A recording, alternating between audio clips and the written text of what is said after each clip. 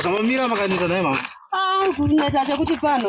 Aiwa kana mwanangu muchiri kuiteiko mwewe? Mama, inyaya yefusion talking. Kana kutombomanya zvayo. Ndio ngoma 70, 80, 100. Aitombodarike mu 100. Mama bhazi atovatika. Aitora mu 140, 130. Saona kuti kumanyira kupi? Iro kana kubvira mu 100 zvaro muchemeri.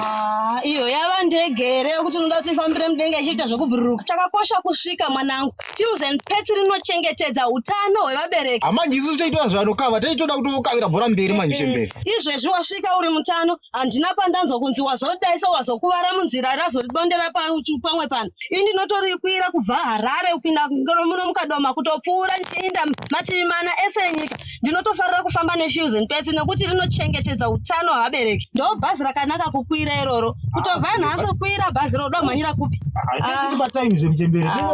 Bhora bhora but izvo ndo zviright. Sai next time ndakufamba neFusion Pets. Ndo ndofamba naro mwanangu iroro. Fusion Pets. Saka mabhildi azodiko pane muchemberi. Mabhildi adzokera ati tinozodzoka temte ndomafonera. Sezvo watouya ka. Ndomafonera nokuti parikuda masimenti. Alright, aiwa.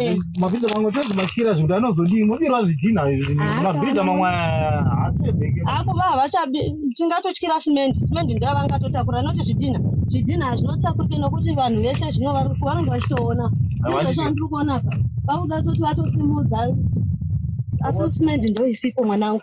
Nemabrick force saka vanga vachitaura zvemabrick force nemasand papers nezvimwe zviri kudiwa nongozvizivawo mwanangu zviri kudiwa.